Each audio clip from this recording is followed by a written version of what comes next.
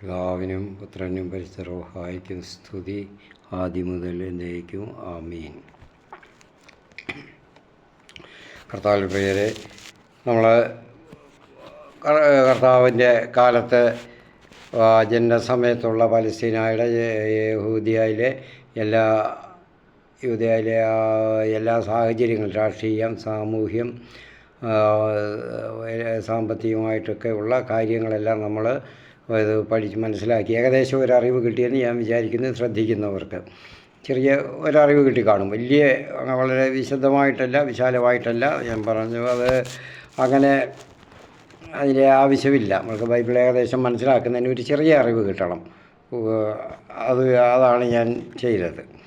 അപ്പോൾ അവിടുത്തെ രാഷ്ട്രീയമായ സ്ഥിതികൾ, സാമൂഹ്യമായിട്ടുള്ള സ്ഥിതികൾ എല്ലാം പറഞ്ഞു കഴിഞ്ഞു. ജനവൈജാത്യങ്ങൾ, വിവിധ ജനചേരികളുടെ കാര്യങ്ങളെല്ലാം പറഞ്ഞു. ഇനി നമുക്ക് മതവിഭാഗങ്ങളെ പറ്റിയും കൂടെ പഠിക്കാമെന്നുള്ള മതവൈജാത്യങ്ങളെ പറ്റിയും കൂടെ ഒന്ന് മനസ്സിലാക്കിയിരിക്കുന്നത് നല്ലതാണ് ചെറുതായിട്ട്. എന്നിട്ട് വേണം പുതിയ നിയമത്തിലോട്ട് പോകുന്നതിന് വിചാരിക്കുന്നു.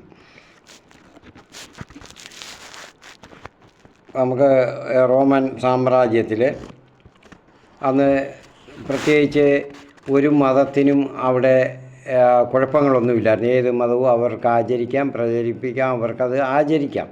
റോമിൻ്റെ പ്രധാന വീഥികളിൽ പോലും, തലസ്ഥാന നഗരിയിൽ പോലും പല മതങ്ങളുടെയും പല രൂപങ്ങളും അതുമൊക്കെ വെച്ച് അവർ ആരാധിക്കുകയും പൂജിക്കുകയും ഒക്കെ ചെയ്തിരുന്നു. അതൊന്നും ചക്രവർത്തിമാർക്കൊന്നും പ്രശ്നമല്ല. പക്ഷെ ഒരു കാര്യമുണ്ട്, അത് അവരാരും ചക്രവർത്തിയെ പൂജിക്കുന്നതിൽ, ദൈവമായിട്ട് പൂജിക്കുന്നതിന് അവർ എതിർപ്പ് പ്രകടിപ്പിച്ചിരുന്നില്ല. എതിർപ്പ് പ്രകടിപ്പിച്ചിരുന്ന ഒരു കൂട്ടരേ ഉള്ളായിരുന്നു, അവർ യഹൂദന്മാരായിരുന്നു. ആ വലിയ വിശാലമായ റോമൻ സാമ്രാജ്യത്തിൻ്റെ കാര്യം പറഞ്ഞല്ലോ, എന്തുമാത്രം വിസ്തൃതമായ പ്രദേശം ആയിരുന്നുവെന്നും.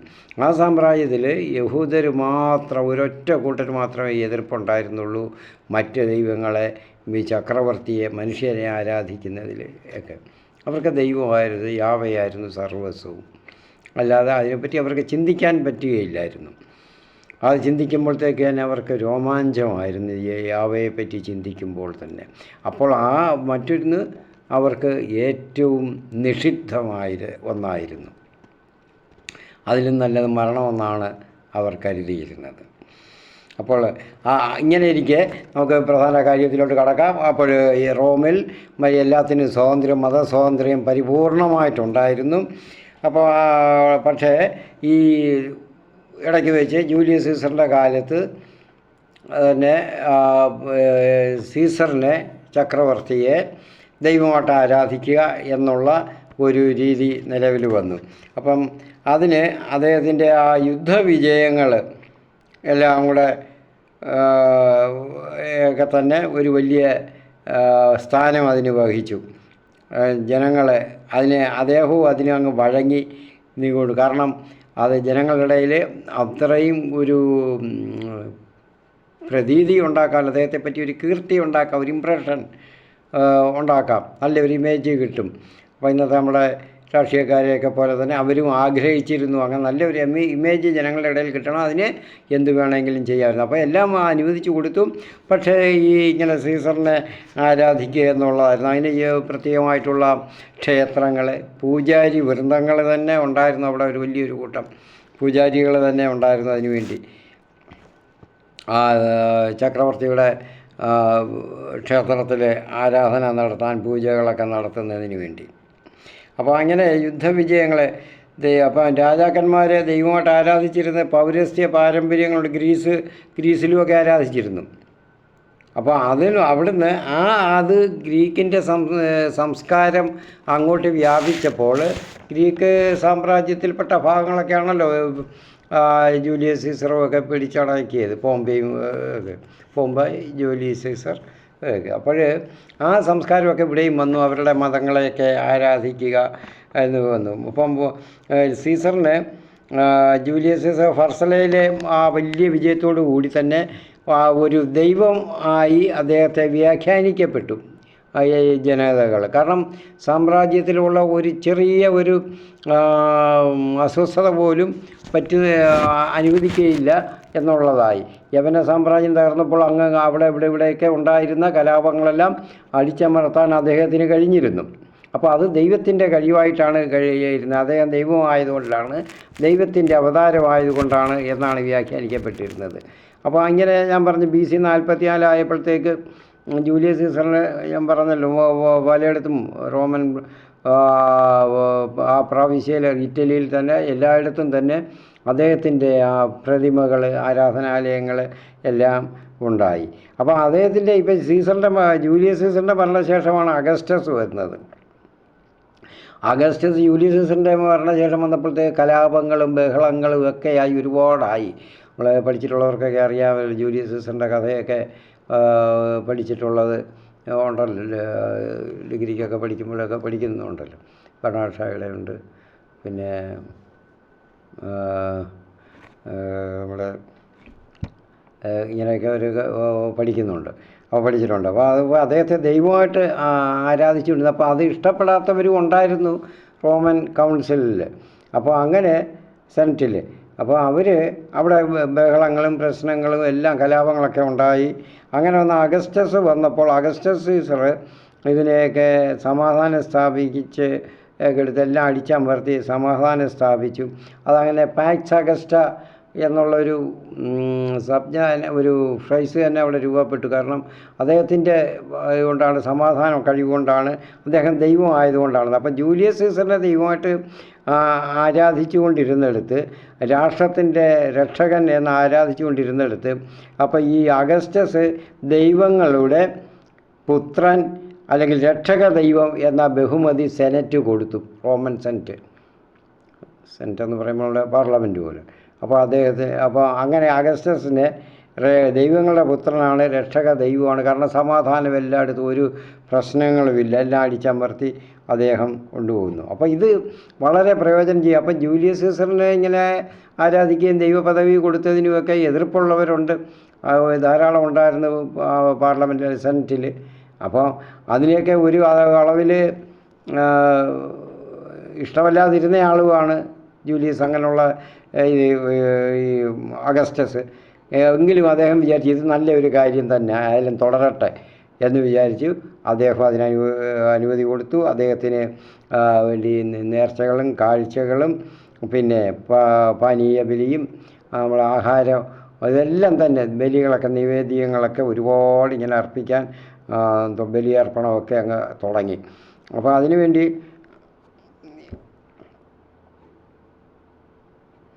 ഇപ്പം അഗസ്റ്റസിൻ്റെ AD 14 മരണം നടന്നപ്പോൾ റോമൻ സെനറ്റ് അദ്ദേഹത്തെ ദൈവത്തിൻ്റെ അവതാരമായിരുന്നു എന്ന് പ്രഖ്യാപിച്ച് അദ്ദേഹത്തിന് ആരാധനയുടെ ശക്തി ഒന്നും കൂടെ കൂട്ടാൻ തുടങ്ങി. കാരണം ഈ റോമൻ സാമ്രാജ്യത്തിൻ്റെ ശക്തി എല്ലായിടങ്ങളിലും വ്യാപിച്ച് വർദ്ധിച്ചത് ജൂലിയസ് സീസറിൻ്റെയും പിന്നെ വന്ന അഗസ്റ്റസ് സീസറിൻ്റെയും കഴിവ് കൊണ്ടാണ്, ദൈവങ്ങളായതുകൊണ്ടാണ്, ദൈവത്തിൻ്റെ അവതാരം ആയതുകൊണ്ടാണെന്ന് സാമാന്യ ജനങ്ങളെ അങ്ങ് വിശ്വസിപ്പിക്കുകയൊക്കെ ചെയ്തിരുന്നു. അപ്പോൾ അങ്ങനെ വന്നപ്പോൾ അദ്ദേഹത്തിൻ്റെ ആരാധക വൃന്ദങ്ങളും മരണശേഷവും അവരതിനു വേണ്ടി പ്രവർത്തിച്ചുകൊണ്ടിരുന്നു. അപ്പോൾ ഈ റോമൻ സെനറ്റിൽ ഞാൻ നേരത്തെ പറഞ്ഞ പ്രധാനപ്പെട്ട വഴികളിലൊക്കെ റോമൻ തലസ്ഥാന നഗരിയിൽ തന്നെ എല്ലാ ഈ വിഗ്രഹങ്ങളും എല്ലാം ഉണ്ടായിരുന്നു. അപ്പോൾ ഈജിപ്ഷ്യൻ ദൈവങ്ങളുണ്ടായിരുന്നു, സൊറാഷ്ട്രിയൻ ദൈവങ്ങളുണ്ടായിരുന്നു, ഫിനീഷ്യൻ ദൈവങ്ങൾ, ഫ്രീജിയൻ ദൈവങ്ങൾ, ഇറാനിയൻ ദൈവം മിത്രയുടെ വരെ ഉള്ള ആരാധനകളും രൂപങ്ങളൊക്കെ ഉണ്ടായിരുന്നു. ഗ്രീക്ക് ദൈവങ്ങൾ അത് പ്രധാനമായിരുന്നു. ഡെമത്ര, ഡൈനീഷ്യസ് ഈ ദൈവങ്ങളുടെയൊക്കെ അമ്പലങ്ങളും അതിൻ്റെ കൊടിക്കൂറകളും വരെ ഉണ്ടായിരുന്നു. അവർക്ക് കൊടികൾ വരെ അവിടെ, പതാക വരെ അവിടെ സ്ഥാപിച്ചിരുന്നു. അതിനൊന്നും ഒരു പ്രശ്നവും ഇല്ലായിരുന്നു. പക്ഷേ ഇതിൽ നിന്നെല്ലാം യഹൂദർ ഇതിലൊന്നും സംബന്ധിച്ചില്ല. കാരണം അവർക്കില്ല, അവർ മാത്രമേ ഉള്ളായിരുന്നു അവിടെ വിപ്ലവങ്ങൾ. യഹൂദിയയിൽ വിപ്ലവം നടത്തും, അവരുടെ നാട്ടിൽ ഇത് പാടില്ല, രാജ്യത്ത് പാടില്ല, അത് യാവയുടെ ഭൂമിയാണ് എന്നുള്ളത് കൊണ്ട്. അപ്പോൾ എല്ലാ ദൈവം അപ്പോൾ നമ്മളത് നോക്കുമ്പോൾ ഒരു മതേതരത്വം പൂർണ്ണമായ തോതിൽ നമ്മുടെ നാട്ടിലെ പോലല്ല. നമ്മുടെ നാട്ടിൽ മതേതരത്വം എന്ന് പറഞ്ഞാലും ചില മതങ്ങളോട്, നമ്മൾ ക്രിസ്ത്യൻ മതത്തോടെ തന്നെ ഇപ്പം തുറന്ന് പറയുന്നതിലെന്താ, ആ മതത്തോട് ഇപ്പോഴും വിരോധം പുലർത്തുന്ന ഒരു കൂട്ടർ ഇപ്പോഴും ഭരണാധികാരികൾ തന്നെ ഇന്ത്യയുടെ പല ഭാഗങ്ങളിലും ഭാരതത്തിൻ്റെ പല ഭാഗങ്ങളിലും ഉണ്ട്. അപ്പോൾ അതുപോലെല്ല പൂർണ്ണമായിട്ടും മതേതരത്വം അവരനുഷ്ഠിച്ചിരുന്നു, മഹാമനസ്കത കാണിച്ചിരുന്നു. അപ്പോൾ അങ്ങനെ ഒരു സ്വരലയത, ഒരു ലയനം അത് ഉണ്ടായിരുന്നു. ബഹുസ്വരത മതങ്ങളെപ്പറ്റി അവർ പരിപാലിച്ചിരുന്നു. അതിനൊന്നും ഒരു കുഴപ്പവും വന്നില്ലായിരുന്നു. പിന്നെ വന്നത് എന്തുകൊണ്ടാണ് പിന്നെ ക്രൈസ്തവർക്ക് എതിരായിട്ട് വന്നതെന്ന് ചോദിച്ചാൽ, ക്രൈസ്തവരുടെ വിശ്വാസത്തെ അവർ ചില സംശയത്തോടെ നോക്കാൻ തുടങ്ങി. കാരണം എന്താണെന്ന് പറഞ്ഞാൽ, അവിടെ ആരാധനകളെല്ലാം ദൈവത്തിന് ഇപ്പം ചക്രവർത്തിക്ക് സമർപ്പിക്കുന്ന അതേ ആരാധനകൾ അതുപോലെ തന്നെ ബലികളുമൊക്കെ നിവേദ്യങ്ങളുമൊക്കെ സമർപ്പിച്ചിരുന്നു. അത് ക്രിസ്തു അല്ലാതെ വേറെ അല്ല. അതേസമയം അവർ ഈ ഭരണാധികാരികൾക്ക്, അതായത് ചക്രവർത്തിക്ക് കൂടെ ഈ പൂജ നടത്തിയിരുന്നെങ്കിൽ കുഴപ്പമില്ലാത്ത അവരനുവദിച്ചേനെ. അപ്പോൾ അവർക്ക് ചക്രവർത്തിയെ അവർ ആരാധിക്കുന്നില്ല. കാരണം ഈ ദൈവത്തിന് മാത്രം ഒരു ദൈവമേ ഉള്ളൂ എന്ന് പറഞ്ഞിരുന്നു, ക്രിസ്തു മാത്രമേ ഉള്ളായിരുന്നു എന്ന് അവർ അങ്ങനെ പ്രചരിപ്പിക്കുകയും ആരാധിക്കുകയും പഠിപ്പിക്കുകയും ചെയ്തിരുന്നവരാണ് ക്രിസ്തു മതത്തെയും അത് യഹൂദ മതത്തെയും അവർ വിരോധിച്ചത്. അപ്പോൾ അങ്ങനെ ഒരുപാട് മിസ്റ്ററി ദൈവങ്ങളുടെ ഒരു സങ്കലിത സംസ്കാരമായിരുന്നു ഉണ്ടായിരുന്നത്. അപ്പോൾ സ്റ്റോയിക്ക് ദർശനങ്ങളാണ് ഇതിനെല്ലാം വഴി വെച്ച് കൊടുത്തത്, ഒരുപാട് മിസ്റ്ററി ദൈവങ്ങൾ. അപ്പോൾ അവരുടെയൊക്കെ ഈ മിസ്റ്ററി ദൈവങ്ങളുടെയൊക്കെ ഓരോ ഫ്ലോട്ടുകൾ അതൊക്കെ സംഘടിപ്പിക്കുമായിരുന്നു. അവിടെ അവരുടെയൊക്കെ ഏകാംഗ നാടകങ്ങൾ പോലെ അതൊക്കെ സംഘടിപ്പിച്ച്, ടാബ്ലോ പോലെ ഇതൊക്കെ സംഘടിപ്പിച്ച് അവർ ഫ്ലോട്ടുകൾ എന്ന് പറഞ്ഞാൽ അന്ന് ഇങ്ങനെ വഹിച്ചു കൊണ്ടുപോവുക ജനങ്ങൾ. അപ്പോൾ തെരുവീഥികളിൽ കൂടെ. അപ്പോൾ അതിലൊക്കെ സംഘടിപ്പിച്ച ദൈവത്തിൻ്റെ, അപ്പോൾ അതിലൊക്കെ സംബന്ധിക്കുന്നതിന് അവരെ ജനങ്ങളെ പ്രേരിപ്പിക്കുക. പട്ടണങ്ങളിലുള്ള, നഗരങ്ങളിലെ ഇത് വന്നിട്ടുള്ള നാട്ടിൻപുറങ്ങളൊന്നും വലുതായിട്ടൊന്നും അതിന് ബാധിച്ചിട്ടില്ലായിരുന്നു. അപ്പോൾ അതിൽ നിന്ന് അങ്ങനെ സംബന്ധിക്കുന്നത് മൂലം അവിടെ നടത്തുന്ന ബലികളും നേർച്ചകളും ഒക്കെ പലതും നടക്കും. ആ ബലികൾ നേർച്ചകളുടെ ഭോജനം കൂടി അതിലും കൂടെ സംബന്ധിച്ച് കഴിയുമ്പോൾ അവർക്ക് ആ ദൈവത്തിൻ്റെ അനുഗ്രഹങ്ങൾ ധാരാളം ഉണ്ടാകും എന്നായിരുന്നു അവരുടെ വിചാരം. അപ്പോൾ ഒരു വിശ്വാസം അങ്ങനെ അങ്ങ് ആയിപ്പോയി. അവർക്ക് ഇപ്പം ഗ്രീക്ക് ദൈവങ്ങളുടെ ഇതൊക്കെ നടത്തുമ്പോൾ അവർ വിചാരിച്ചിരുന്നത് അമർത്യത ലഭിക്കുമെന്നായിരുന്നു മനുഷ്യർ. കാരണം ഈ ലോക ജീവിതം അവർ മരിക്കും, പക്ഷെ അത് കഴിഞ്ഞിട്ടൊരു ജീവിതമുണ്ട്, അമർത്യ ജീവിതം. അത് ആത്മാവിൻ്റെ ജീവിതം. നമ്മൾ ആത്മീയ നമുക്കൊന്ന് മനസ്സിലാകാവുന്ന രീതിയിൽ ആത്മാവിൻ്റെ ഒരു ജീവിതം, അത് സാക്ഷാൽ ദൈവത്തോടുകൂടി ദേവന്മാരോടുകൂടി ദേവലോകത്ത് ആയിരിക്കും എന്നുള്ളതായിരുന്നു. അത് ഉറപ്പ് വരുത്തുന്നതിനാണ് ഇങ്ങനെയുള്ള ഫ്ലോട്ടുകൾ, പിന്നെ ഞാൻ പറഞ്ഞ ടാബ്ലോകൾ, നാടകങ്ങൾ, ഇതെല്ലാം അവർ അഭിനയിച്ച്, നൃത്തരൂപങ്ങൾ ഇതെല്ലാം അഭിനയിച്ച് ഇരിക്കുന്നത്. നമുക്ക് ഇന്നിവിടെ പല ആചാരങ്ങളും മതങ്ങളിലും ഉത്സവങ്ങളൊക്കെ നടക്കുമ്പോൾ അങ്ങനെയൊക്കെയുള്ള ചിലതൊക്കെ കാണുമല്ലോ. അവരുടെ ദേവന്മാരുടെ പ്രതിനിധിയായിട്ട് വന്ന് വീടുകൾ ആശീർവദിക്കുക, അവർ ഇതൊക്കെ ചെയ്യുന്നത്.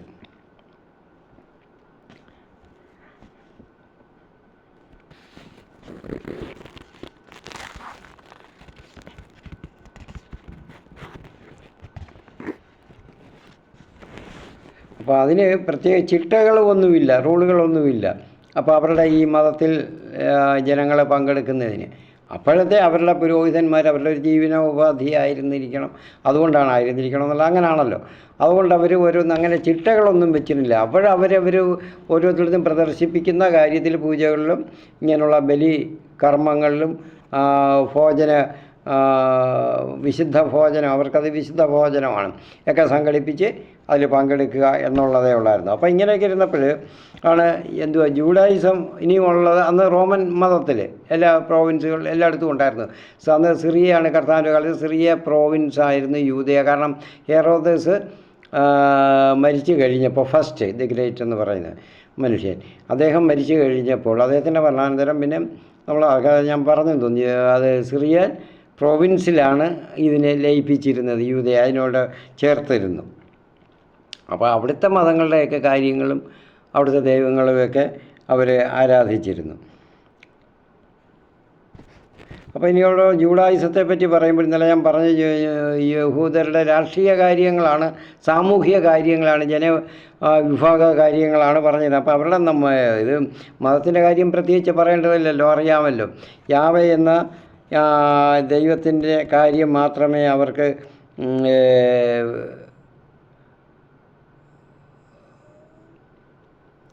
പറയാനുള്ള, അവർക്ക് ചിന്തിക്കാനോ പറയാനോ ധ്യാനിക്കാനോ ഉള്ള അവരുടെ ജീവിതം തന്നെ അതായിരുന്നു.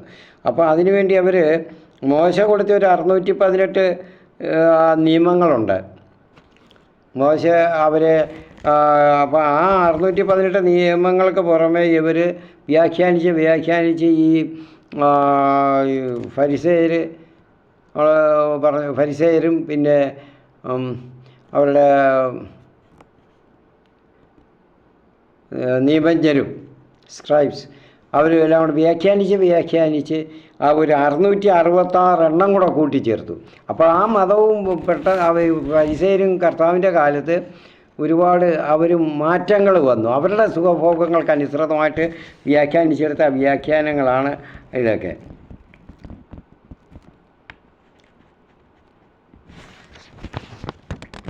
അപ്പോൾ അടുത്ത മറ്റു മതങ്ങളെയൊക്കെ പറ്റി അവർക്ക് പൂർണ്ണമായിട്ടും ജനസാമാന്യത്തിന്, സാധാരണ ജനങ്ങൾക്കെല്ലാം അവജ്ഞ വരുന്നതിന് വേണ്ടിയുള്ള കഠിനമായ പ്രയത്നം അവർക്കുണ്ടായിരുന്നു.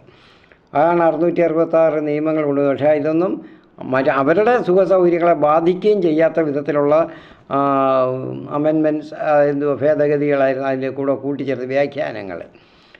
അപ്പോൾ ഭൂമിയിൽ ദൈവരാജ്യ സ്ഥാപനവും മിശിഹായുടെ ആഗമനവും എല്ലാം ഇവർ പ്രതീക്ഷിച്ച് കഴിയുകയും പഠിപ്പിക്കുകയും ചെയ്യുന്നുണ്ട്. അപ്പോൾ ഈ ഫരിസേയർ, ഈ നിയമജ്ഞരും ഒക്കെ അതൊക്കെ ചെയ്യുന്നുണ്ട്. അപ്പോൾ അങ്ങനെ ഫരിസേയരുടെ അവർ ഞാൻ ഇന്നലെ പറഞ്ഞിരുന്നു, സ്വതന്ത്രരെയൊക്കെ പലരെയും അവരുടെ മതത്തിൽ ചേർക്കാൻ, ഇച്ചിരിയൊക്കെ കാര്യശേഷിയുള്ളവരെ അവരുടെ മതത്തിൽ ചേർക്കാൻ അവർ വളരെ ശ്രദ്ധ പുലർത്തിയിരുന്നു. അപ്പോൾ അവർക്ക് വേണ്ടിയാണ് ഈ 666 വ്യാഖ്യാനങ്ങളെല്ലാം അവരുടെ മേൽ അടിച്ചേൽപ്പിക്കുക. അതുകൊണ്ടാണ് കർത്താവ് പറഞ്ഞ നിങ്ങൾ കരയും കടലും എല്ലാം ചുറ്റി നടക്കുന്ന മതത്തിൽ ചേർക്കാൻ വേണ്ടി. പക്ഷേ എന്നിട്ട് അവരുടെ മേൽ ഭാരമുള്ള ചുമടുകൾ കെട്ടിവെക്കുന്ന അത് വഹിക്കാൻ ഒരു ചെറിയ വിരൽ പോലും നിങ്ങൾ അനക്കുന്നില്ല. നിങ്ങളെ കൊണ്ട് പ്രവർത്തി ഒരു ശകലം പോലും അവരെ സഹായിക്കുന്നില്ല. ഭാരിച്ച ചുമടുകൾ കെട്ടിവെക്കുകയാണ് അവരുടെ തലയിൽ. കാരണം ഈ 666 വ്യാഖ്യാനങ്ങൾ മറ്റവരെ അവരെ ബാധിക്കരുത്, സമൂഹത്തെ ബാധിക്കരുത്. ഇവരെ പുതുതായിട്ട് ചേരുന്നവർ അത് ബാധിക്കണം. അവർ നല്ലപോലെ നിഷ്കർഷയോടെ അവരത് പാലിക്കണം.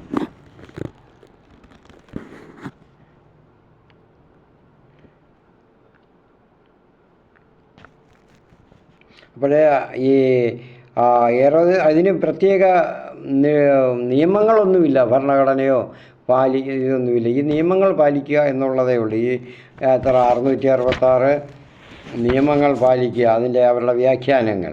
അപ്പം ഹെരോദസിൻ്റെ കാലത്ത് തന്നെ ഈ ഫരിസേയർ തന്നെ എല്ലാം കൂടെ 10,000-ത്തിലധികം ആളുകളും രഹസ്യമായിട്ട് അവരെ അനുഭവിക്കുന്നവരുമൊക്കെ ഉണ്ടായിരുന്നു എന്നാണ് റോമൻ ചരിത്രകാരൻ.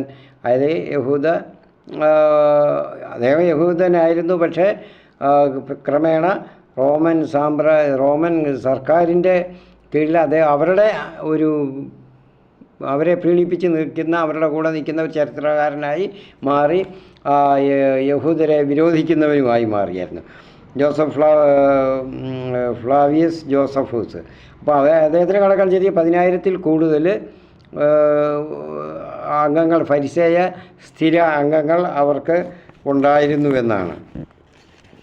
നമ്മൾക്കറിയാം സാവൂൾ തന്നെ ഒരു ഫരിസേയനായിരുന്നല്ലോ.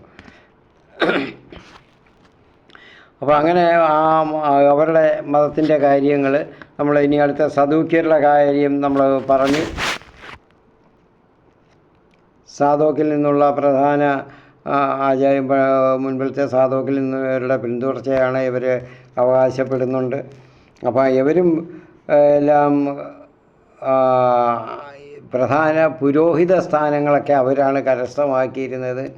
അപ്പോൾ ഇവർക്ക് പിന്നെ ഒരു കാര്യമുണ്ട്, ഈ ഫരിസേയരെ പോലെ വലിയ നിഷ്ഠകൾക്കൊന്നും അവർ പാലിച്ചിരുന്നില്ല, ഒന്നും അവർ വശപ്പെട്ടിരുന്നില്ല, അവർ ചെയ്തിരുന്നില്ല. അവരവരുടെ സുഖ സൗകര്യങ്ങൾ അവരെ പ്രീണിപ്പിച്ച് അതൊക്കെ നല്ലത് സാമൂഹിക വിസ്തൃതികളിൽ ഞാൻ പറഞ്ഞിട്ടുണ്ട്. എല്ലാത്തിലും എല്ലാ ശുശ്രൂഷകൾ, ദേവാലയ ശുശ്രൂഷകൾ എല്ലാത്തിലും ആധിപത്യം അവർക്കായിരുന്നു. സുഖജീവിതം നയിക്കുക, അത് ഉറപ്പാക്കുക, അതായിരുന്നു അവരുടെ പ്രധാനമായിട്ടുള്ള ലക്ഷ്യം. അതുകൊണ്ട് ഭൗതിക താല്പര്യങ്ങളാണ് അവർക്ക് ഉണ്ടായിരുന്നത്. അപ്പം സദൂക്യർ, അവർ സദൂക്യരായിട്ടിരുന്നവർ കക്ഷിയിൽപ്പെട്ടവരോട് അവർക്ക് കാർക്കശ്യം ഒന്നുമില്ലായിരുന്നു. അവർക്ക് അവരുടെ സുഖ സൗകര്യങ്ങൾ അവർ നോക്കിക്കോട്ടെ, അത് പരിരക്ഷിച്ച് നിൽക്കണം എന്നുള്ള ആശയത്ത് മറ്റുള്ളവരോട് അവർ കർശനമായിട്ട് പെരുമാറുക. അതാണ് കർത്താവിനോടൊക്കെ വിസ്തരിക്കുമ്പോഴൊക്കെ പറഞ്ഞില്ലേ, ദൈവദൂഷണം പറയുന്നു എന്നുമൊക്കെ പറഞ്ഞത്. അതായത് അവർക്കെന്ത് വേണേലും ചെയ്യാമായിരുന്നു.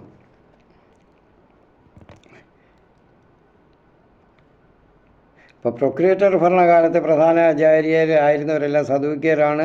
അവർ ആ മേധാവികളുടെ ആയിട്ട് സമരസപ്പെട്ട് അഡ്ജസ്റ്റ്മെൻറ്റ് ചെയ്ത് കോംപ്രമൈസിലായിരുന്നു. അവരല്ലാതെ അവരെയൊന്നും ഈ ഫരിസേയരെ പോലെ മോശക്കാരായിട്ട് മാറ്റി നിർത്തേണ്ടുന്നവരായിട്ട് അവർ കണ്ടില്ല ആയിരുന്നു. അപ്പോൾ ഈ സംഘടന, അപ്പം ജനങ്ങൾ ഈ ഞാൻ പറഞ്ഞ നല്ല സെലക്റ്റുകളൊക്കെ ഇടയ്ക്ക് ഒന്ന് ഇളകുമായിരുന്നു. അപ്പോൾ ഈ പട്ടാളക്കാരെ കൊല്ലുക, ബറബ്ബാസൊക്കെ അങ്ങനെ ചെയ്ത ആളാണ്. അപ്പോൾ അങ്ങനെയൊക്കെ ചെയ്യുമായിരുന്നു. സ്ഥലം കിട്ടിയാൽ അവരെ കൊല്ലും. അതുകൊണ്ട് പട്ടാളക്കാർ ഒറ്റയ്ക്കൊന്നും സഞ്ചരിക്കാൻ പറ്റത്തില്ല. അപ്പോൾ അങ്ങനെ വരുമ്പോഴൊക്കെ ഇയാൾ ജനങ്ങൾ അവരുടെ കൂടെ ചേരും. സ്വതന്ത്രരായിട്ടുള്ള വലിയൊരു ജനങ്ങൾ ഈ സെലക്റ്റുകളുടെ കൂടെ ചേരും. ജനശക്തി അവരായിരുന്നു അവർക്കൊക്കെ ഇങ്ങനെയുള്ള പ്രവർത്തനങ്ങൾക്കൊക്കെ.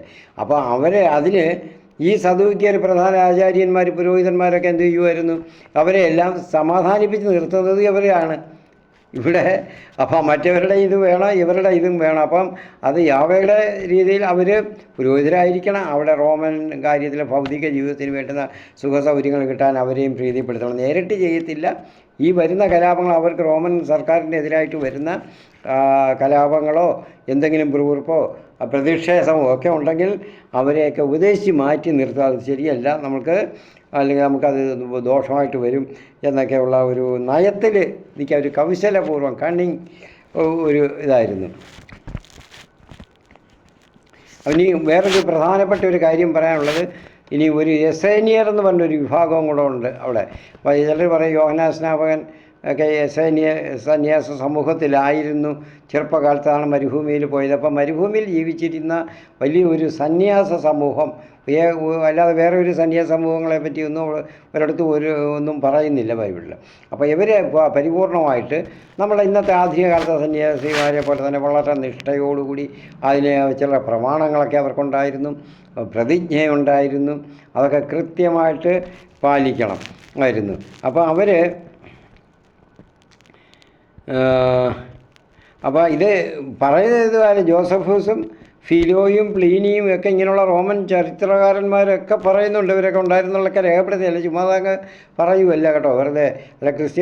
ക്രിസ്തുമത അനുയായികളോ അനുകൂലികളോ ഒന്നുമല്ല ഇതൊക്കെ എഴുതിയിട്ടുള്ളത്. അപ്പോൾ ആ രേഖയിൽ, റോമൻ രേഖകൾ. അപ്പോൾ എസേനിയർ അപ്പോൾ ഈ ചാവുകടൽ തീരത്തെ ഖുമ്രാൻ എന്ന് പറയുന്ന പ്രദേശങ്ങളിലെ ഗുഹകളിലൊക്കെ ആണ് അവർ താമസിച്ചിരുന്നത്. അപ്പോൾ അവിടെയൊക്കെ ആ ഗുഹകളിൽ താമസിച്ചുകൊണ്ട് ഒരുപാട് ഗുഹകളുണ്ട്. അവിടുത്തെ അവർ തുകൽ ലിഖിതങ്ങൾ അവർ ധ്യാനിക്കുക, പ്രധാനപ്പെട്ട അവർ ധ്യാനിക്കുക, ധ്യാനത്തിൽ കഴിയുക, അവർക്ക് കിട്ടുന്ന അരുളപ്പാടും ദർശനങ്ങളൊക്കെ ലിഖിതങ്ങളായിട്ട് രേഖപ്പെടുത്തി വയ്ക്കുക. എന്നിട്ടത് പിൻതലമുറക്കാർക്ക് വേണ്ടി അത് സൂക്ഷിച്ച് വയ്ക്കുക. അതൊക്കെ അത് വലിയ വലിയ ഭരണികളിലൊക്കെ ആക്കി കുഴിച്ചിടുക ആയിരുന്നു അവർ ചെയ്തിരുന്നത്. കാരണം നശിച്ചു പോകരുത്. ഒരു ആക്രമണം ഉണ്ടായാൽ തന്നെ ഇതൊന്നും അവരുടെ വിലപ്പെട്ട ആ ദർശനങ്ങളിൽ കിട്ടിയതും ഒന്നും പ്രവചനങ്ങളൊന്നും നശിച്ചു പോകരുത്. അവിടുത്തെ ചരിത്രവും എല്ലാം അങ്ങനെ അവർ രേഖപ്പെടുത്തി വയ്ക്കുമായിരുന്നു. അപ്പോൾ ബാക്കിയുള്ളവർ, അപ്പോൾ അനുയായികളൊക്കെ എന്ത് ചെയ്യുമായിരുന്നു, അവിടെ തന്നെ താമസിക്കണം. അവരുടെ കൂടെ ചെല്ലുന്നവർ സ്വന്തമായിട്ട് അവർക്കൊന്നും ഉണ്ടാകാൻ പാടില്ല. അവരുടെ വകകളെല്ലാം ഷെയറുകളൊക്കെ വിറ്റ് പെറുക്കി അവിടെ ഗുരുവിനെ ഏൽപ്പിക്കുക, സന്യാസ ശ്രേഷ്ഠരെ ഏൽപ്പിക്കുക. അവർ അത് പൊതു സ്വത്തായിട്ട് വെച്ച്, അല്ല അവരാരും സ്വന്തമായിട്ട് സുഖിക്കുകയൊന്നുമല്ല. മറ്റുള്ളവർക്ക് ആഹാരം കഴിച്ചാൽ അവർക്ക് പോലും ആഹാരം കഴിക്കാനുള്ള സമയങ്ങളൊന്നുമില്ല. അവരെപ്പോഴും ദൈവ ദർശനത്തിലായിരിക്കും, ധ്യാനത്തിലായിരിക്കും കൂടുതലും സമയം. അപ്പോൾ അവർ മറ്റുള്ളവരൊക്കെ ഇങ്ങനെ മറ്റുള്ള സ്ഥലങ്ങൾ അവർക്ക് ജോലിക്ക് പോകാം, കാരണം വരുമാന മാർഗം വേണമല്ലോ. മറ്റ് നഗരങ്ങളിലും ഗ്രാമപ്രദേശങ്ങളിലുമൊക്കെ എല്ലാ പണിക്കും അവർ പോയി ജോലി ചെയ്ത് ആ കിട്ടുന്ന പ്രതിഫലം ഇവിടെ കൊണ്ടുവന്ന് പൊതുവായിട്ട് ഏൽപ്പിക്കുക, അത് പൊതു സ്വത്തായിട്ടിരിക്കുക. അപ്പോൾ സ്വന്തമായിട്ടൊന്നും ചിലവാക്കാനോ ഉണ്ടാക്കാനോ പാടില്ല. പൊതു സ്വത്തായിട്ട് വെച്ച് പൊതു കാര്യങ്ങൾ അങ്ങനെ നിവർത്തിക്കുക. ഒരാൾ ഒറ്റയ്ക്കൊന്നും അവരുടെ കാര്യങ്ങളൊന്നുമില്ല. അതിൽ അവർക്കൊരു ഇന്നത്തെ കത്തോലിക്ക സഭയിലെ സന്യാസ സഭ പോലെ തന്നെ ആയിരുന്നു അവർ ചെയ്യുന്നത്. അപ്പം പക്ഷേ വളരെ സ്ട്രിക്റ്റായിരുന്നു. അപ്പം അങ്ങനെ നഗരങ്ങളിലും ഗ്രാമങ്ങളിലും ഒക്കെ അവർ ഇങ്ങനെ ഉണ്ടായിരുന്നു. ഈ ഗുഹകളിൽ മാത്രമല്ല കേട്ടോ ജോലിക്ക് പോകുന്നു. അപ്പോൾ അവരൊക്കെ എല്ലായിടത്തും ജോലിക്ക് എല്ലായിടത്തും പോകും. അപ്പോൾ അവിടെയൊക്കെ ഒരു ആശ്രമ ജീവിതമായിട്ട് അവർ ഓരോരുത്തടത്തും അവർ ജീവിച്ചിരുന്നതായിട്ടും പണിയെടുക്കുന്നതായിട്ടും ഒക്കെ നമുക്ക് അറിയാം. അപ്പം ഒന്നും അവരുടെ സ്വന്തമായിട്ടില്ല. അവർ ബ്രഹ്മചര്യം തീർത്തും അനുഷ്ഠിച്ചിരുന്നു. ദൈവഭക്തി, നീതിനിഷ്ഠ, ബ്രഹ്മചര്യം, ദുഷ്ടവിദ്വേഷം എന്നിവിടെ ദുഷ്ടരെന്ന് പറഞ്ഞാൽ പാപികളിൽ നിന്ന് അകന്ന് നിൽക്കുക. ഫരിസേയർ പറയുന്ന പോലെ മറ്റു മതങ്ങളുടെയോ മറ്റു മതചിന്തകളുടെയോ ഒക്കെയിൽ നിന്നൊക്കെ വളരെ ഏറ്റവും സ്ട്രിക്റ്റായിട്ട് അകന്ന് നിൽക്കുക. പിന്നെ സത്യസന്ധത, വിശ്വസ്തത, അധികാര വിധേയത്വം. അധികാരികളെന്ന് പറഞ്ഞാൽ ആശ്രമത്തിൻ്റെ ഈ സന്യർ എന്ന് പറഞ്ഞാൽ സമൂഹത്തിൻ്റെ അധികാരികൾ. അതിൽ അപ്പോൾ അധികാര വിധേയത്വം ഇവയെല്ലാം ഒരു ഉഗ്രപര വാഗ്ദാനങ്ങളാണ് അവർ ചെയ്യേണ്ടിയിരുന്നത്. നമ്മൾ സാധാരണ പ്രതിജ്ഞ എടുക്കുന്ന പോലെ സന്യാസതകൾ ചെയ്യുന്ന പോലുള്ള പ്രതിജ്ഞ എന്നല്ല, ഉഗ്രമായിട്ടുള്ള പ്രതിജ്ഞ അവ ചെയ്യണം. അങ്ങനെ പറ്റത്തുള്ളൂ. എന്ന് പറഞ്ഞാൽ അവർ ഈ ശാബത്തൊക്കെ വളരെ കൃത്യമായിട്ട് അന്ന് എങ്ങനെ ആചരിച്ചിരുന്നു അതുപോലെ തന്നെ ഇവർ ഒരു അശുദ്ധിയും പാടില്ല, അവരുടെ ജീവിതത്തിൽ പാടില്ല. ശാബത്ത് സമയങ്ങളിൽ ഏറ്റവും കർശനമായിട്ടിരുന്നു. അപ്പോൾ എന്ന് പറഞ്ഞാൽ അവർ മലമൂത്ര വിസർജനം പോലും അവർ വിലക്കിയിരുന്നു, ചെയ്യാൻ പാടില്ല. അതിന് വരെ ശിക്ഷയുണ്ട് അവർക്ക്.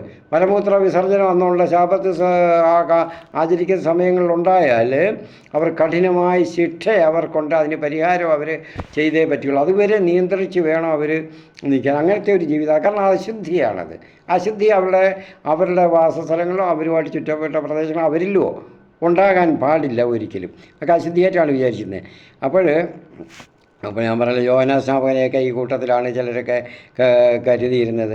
അപ്പം ക്രിസ്തുവും രഹസ്യ ജീവിതം നയിച്ചപ്പോൾ ഇതിനെന്തുവാ ചിലരൊക്കെ പറയുന്നുണ്ട്, അതൊന്നും ശരിയല്ല കേട്ടോ എന്നേ ഉള്ളൂ. അപ്പം ഈ ക്രിസ്തുവിൻ്റെ കാര്യം, അത് യേശു അവരുടെ കൂടെ ആയിരുന്നു പരസ്യ ജീവിതം വരെ. പിന്നീട് എല്ലാം അവിടെ നിന്നാണെല്ലാം പഠിച്ചത്, അവരുടെ കൂട്ടത്തിൽ നിന്നാണ് വിജ്ഞാനം എല്ലാം പഠിച്ചതെന്നൊക്കെ പറയുന്നു.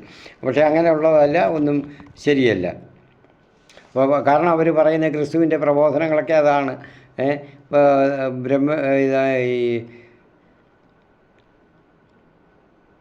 പിന്നെ എല്ലാം ഏകദേശം ഇതുപോലെയൊക്കെ അറിയാൻ വയ്യാത്തവർ തോന്നുന്നില്ല, അറിവുള്ളവർ പറയത്തില്ല. കാരണം ഏതാണ്ട് അവർ പറയുന്ന പോലെ എല്ലാം സ്ട്രിക്റ്റായിട്ടൊക്കെ നടക്കുന്നു. പക്ഷേ ഈ സ്ട്രിക്ട്നെസ്സൊന്നും ഈ അത് ഈ വളരെ രൂഢമൂലമായ ഉഗ്ര ഈ വ്രതങ്ങളൊന്നും കർത്താവ് പോഷിപ്പിച്ചിരുന്നില്ല. അതൊന്നും എല്ലാവരും ഉപദേശിച്ച് അങ്ങനെ പറഞ്ഞിരുന്നില്ല. പക്ഷെ അവരുടെ ഒരു അതിനെപ്പറ്റിയൊക്കെയുള്ള ജ്ഞാനം അങ്ങനെ ആർജിച്ചു എന്നുള്ളതാണ് അവർ പറയുന്നത്. ക്രിസ്തുവിൻ്റെ ആ പ്രഭാഷണങ്ങളൊക്കെ അങ്ങനെയൊക്കെ പറയും. പക്ഷേ ഇത് കർത്താവ് അതൊക്കെ ലഘൂകരിച്ച് ആ നിയമങ്ങൾ അതെല്ലാം മാറ്റി എല്ലാവരെയും ദൈവത്തിലേക്ക് അടുപ്പിക്കാനുള്ള ഒരു രീതിയായിരുന്നു. അവർക്ക് ഭാരങ്ങളും നുഖങ്ങളും ഒന്നും വയ്ക്കാതെ. അപ്പോൾ അതുകൊണ്ട് ക്രിസ്തുവിനെ പറ്റിയാണ് പറയുന്നതിൽ യാതൊരു സത്യവും ഇല്ലെന്ന് നമുക്ക് തന്നെ പറയാം. സേനിയരുടെ ആചാരാനുഷ്ഠാനങ്ങളൊന്നും അവർ ക്രിസ്തുവായിട്ടൊന്നും ശാപത്തിൻ്റെ കാര്യമൊക്കെ പറയുന്നില്ല. ശാപത്ത് മനുഷ്യന് വേണ്ടിയാണ് ശാപത്ത് വെച്ചത്, ശാപത്തിന് വേണ്ടിയല്ല മനുഷ്യനുണ്ടായത്. അതൊക്കെ കർത്താവ് എപ്പോഴും ഒരുപാട് പറയുന്നില്ലേ. അപ്പോൾ ശമരായരുടെ കാര്യം, ഇനി അടുത്ത മതത്തിൻ്റെ കാര്യം ഞാൻ പറയുമ്പോൾ 1, 2, എസേനിയർ 3. അടുത്ത സമരായരുടെ കാര്യം പറഞ്ഞവർ മറ്റേ ഇതിൽ പറഞ്ഞു, എല്ലാവർക്കും അറിയാം. അതിൻ്റെ പഴയ ഈ ഇസ്രായേൽ രാജ്യം രണ്ടായിട്ട് വിഭജിച്ചപ്പോൾ വടക്കനുള്ള എത്ര 10 ഗോത്രങ്ങളും കൂടെ ചേർന്നായിരുന്നു സമരായ അങ്ങോട്ടങ്ങ് മാറി അവർ ഇച്ചിരി റിച്വലായിട്ട്, അതായത് ഇമ്പ്യൂർ അശുദ്ധിയരായത് മറ്റ് ബാബിലോണിയൻ അസീറിയനൊക്കെ സംസ്കാരമൊക്കെ അവരുടെ ഒക്കെ ചേർന്നു, ഈജിപ്ഷ്യൻ സംസ്കാരമൊക്കെ ചേർന്നു. അതുകൊണ്ട് അവർ പിന്നെ യഹൂദരെ തള്ളിക്കളഞ്ഞു. അപ്പോൾ യഹൂദരുടെ യെരുസലേമിൽ അവർ പോകത്തില്ല, അവരുമായിട്ട് അസ്പർശ്യത തന്നെ നിലനിന്നിരുന്നു. അപ്പം അവർ വിശ്വസിക്കുന്നത്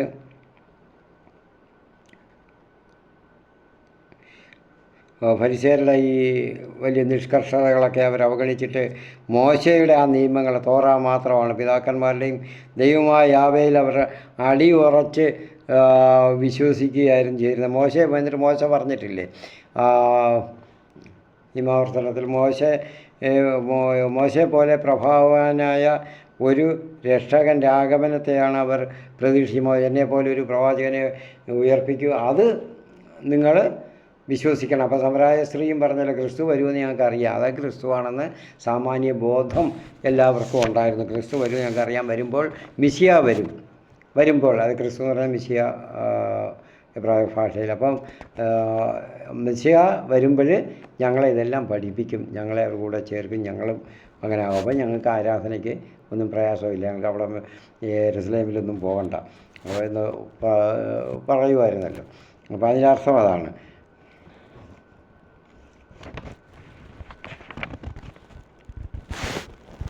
അപ്പോൾ അങ്ങനെയുള്ള ഒരു കൂട്ടരായിരുന്നു സമരായർ.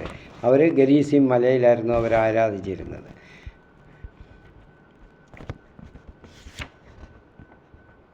അപ്പോൾ അങ്ങനെ അവർ ആരാധിച്ചിരുന്ന ഇവരെ എല്ലാവരും കൊണ്ട് ഏകദേശം വരുമ്പോൾ ഈ യൂദായിസത്തിലെ അപ്പോൾ യഹൂദ മതം, പിന്നെ നമ്മൾ പഠിച്ച പിന്നെ യെസേനിയർ, അപ്പോൾ ഈ സമരായർ, ഇവരെല്ലാം ഒന്നിപ്പിച്ചിരുന്ന പൊതുവിലൊരു തത്വമുണ്ട്.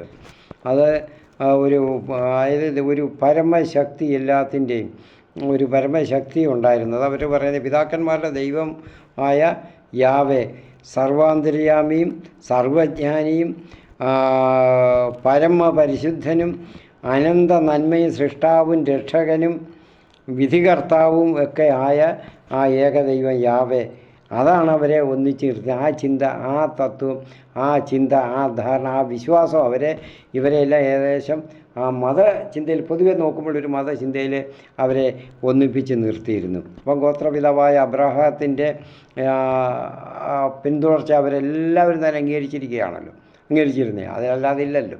അപ്പോൾ അങ്ങനെയാണല്ലോ ദൈവം അവർ ആരാധിക്കാൻ തുടങ്ങിയത് യാവേ ദൈവത്തെ.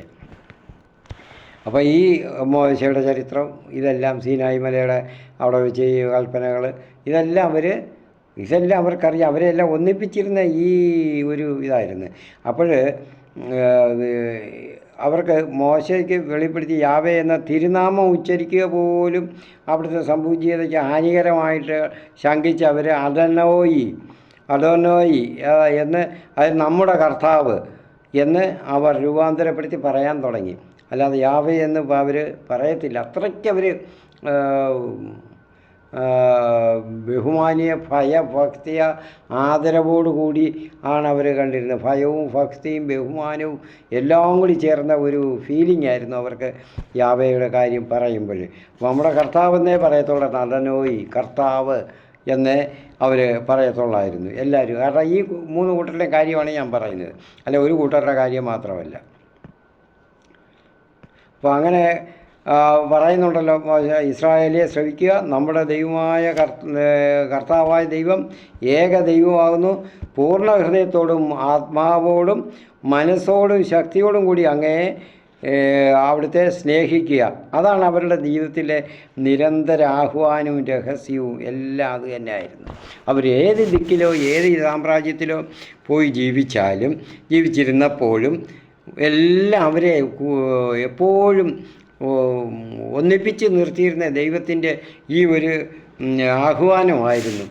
പൂർണ്ണ ആത്മാവോടും പൂർണ്ണ മനസ്സോടും പൂർണ്ണ ശക്തിയോടും കൂടി അവിടുത്തെ സേവിക്കുക, സ്നേഹിക്കുക എന്നുള്ളതായിരുന്നു.